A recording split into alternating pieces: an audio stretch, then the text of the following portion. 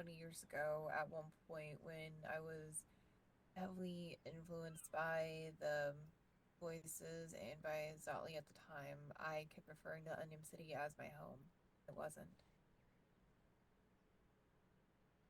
Feeling a pull towards that city and wanting to go there, not even wanting to leave. And had Oh, even tried to protect that city at one point during that time. now, from my research on the eldritch deities, even though they can be quite cruel and destructive, they are quite protective of their creations. Is it possible this deity has been trying to help you all this time? I doubt this deity's been trying to help me. One of my ancestors got my brother and I into this situation thousands of years ago in that city.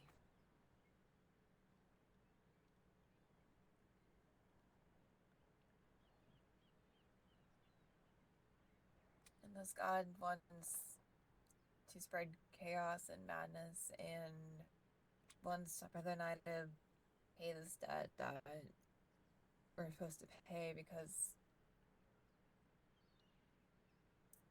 we're the two that have to pay it in some way. And that's either my brother killing me or me killing my brother, which both of us have refused.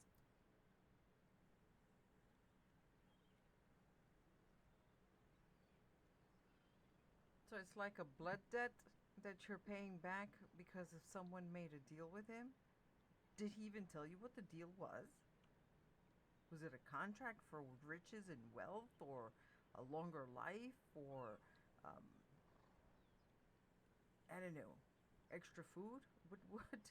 What exactly did your does anyone know? Or does your brother know? From the meditations that I've done many months ago, and from what I've been able to find, a ancestor had made a deal with him for power to protect the ones that they had cared about.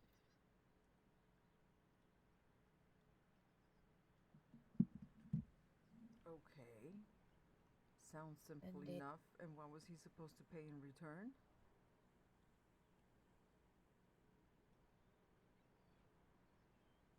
believe they had pretty much given up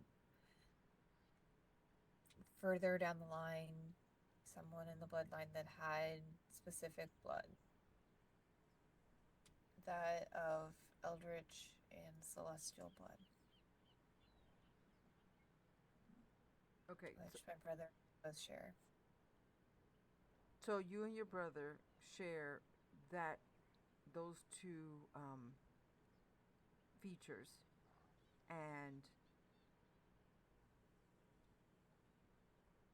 your parents or your father or your grandfather, whoever, was supposed to sacrifice one of you to him or give you over to him?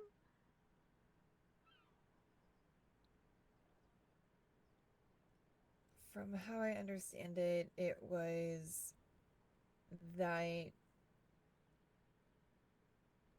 because of the blood my brother and I have, that we were going to be claimed by the god and have to pay this debt. That's Oh, from how I see. I understood it. The pact requires a sacrifice. That's why he can't take them himself. It must be sacrifice. Blood for blood, a heart for a heart.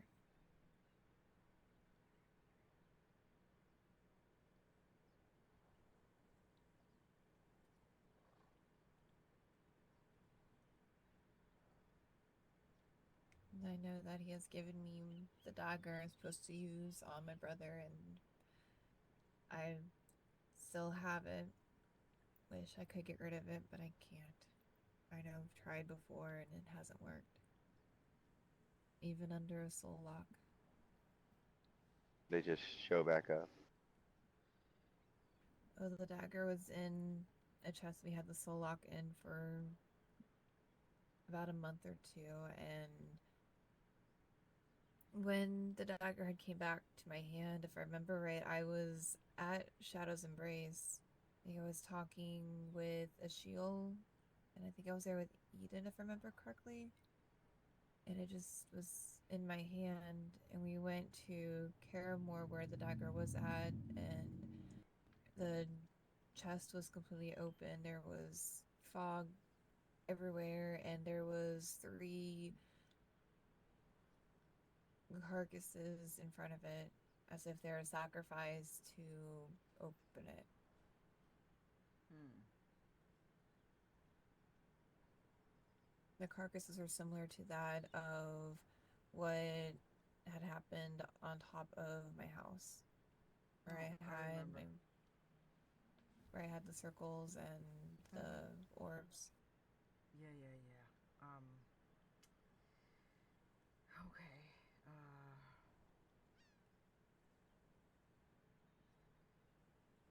But it's interesting how there has to be a sacrifice. However, he would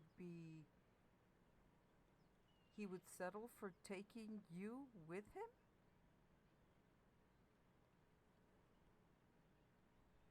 The one thing that I've thought about for the longest time that I started to believe is true is that whenever I used to live at Chaos Reigns and I had produced a ward around the longhouse there, he had taken me to the unnamed city.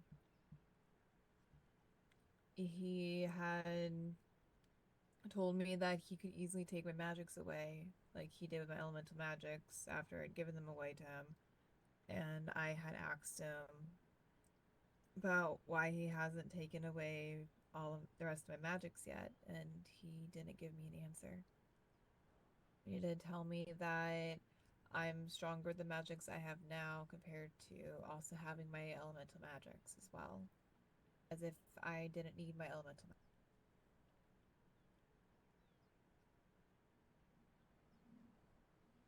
Man, he does love his riddles, doesn't he? Yeah. And ever since I gave up my elemental magics, my other magics have gotten stronger. Oh, servitude could be considered a sacrifice of sorts as well. Oh, he wants a Oh. blood sucker. Oh, But if you don't kill your brother, and he says that he's going to take you if you don't kill your brother, what Krill just said makes a lot of sense. Enslaving you, I guess, right? Is that what I'm understanding, Krill? Yes,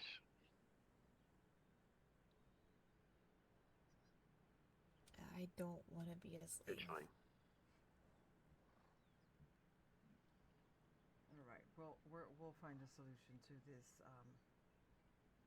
Just keep energizing that prism to see if that is going to be the actual solution, which was the first one that you came up with, and then we'll see what happens. When are we going to meet? You said Saturday? Yes, about 6 p.m. in the Eastern Stars. Okay. Okay, 6 p.m. of the Eastern Stars. Here in the clinic? Yes, that's going to be on this floor or the floor above. I haven't decided which yet, but it's all protected with wards. Okay. All right.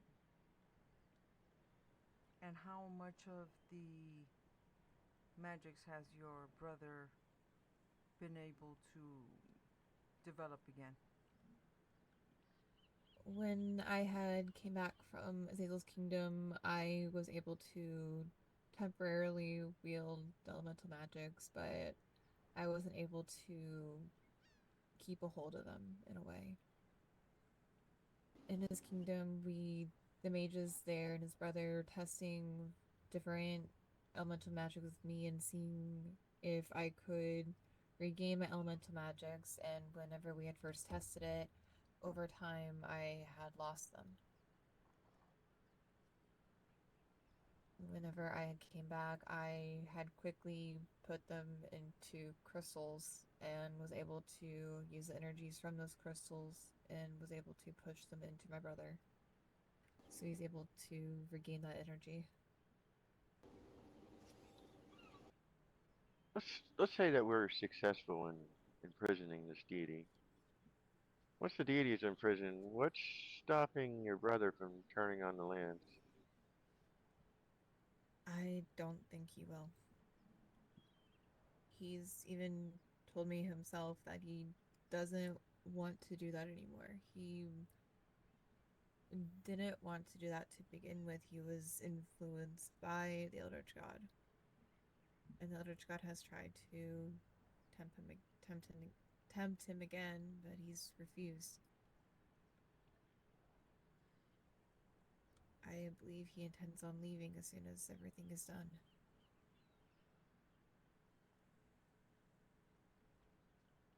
Yeah, you weren't. Were you here, Crow?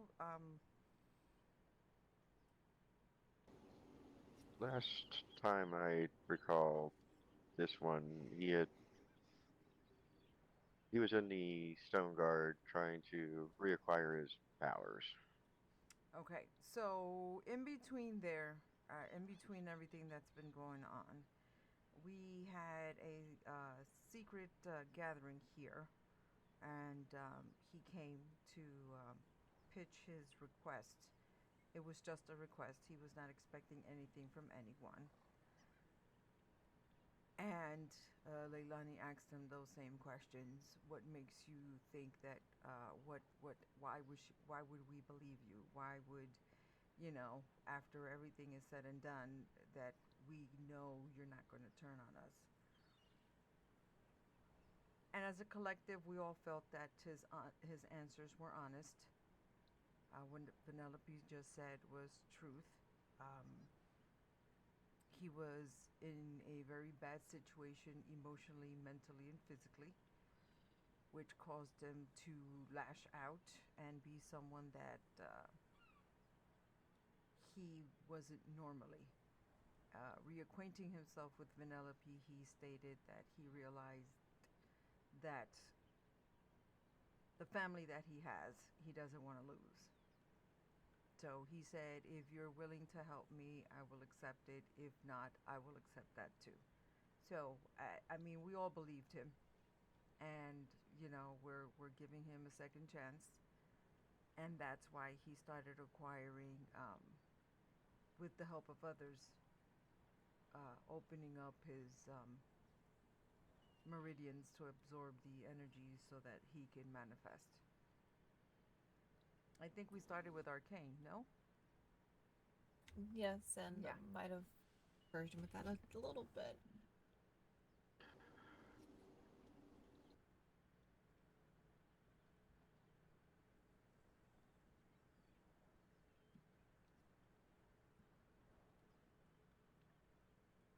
Penelope, if you were able to reacquire your elemental magics, would you be able to cut yourself off permanently from the unnamed city? Presuming the deity is in prison. I can probably do that without all my magic. I know how to tether and untether and unlink things and objects and people. And is this something you're planning to do once we get this resolved?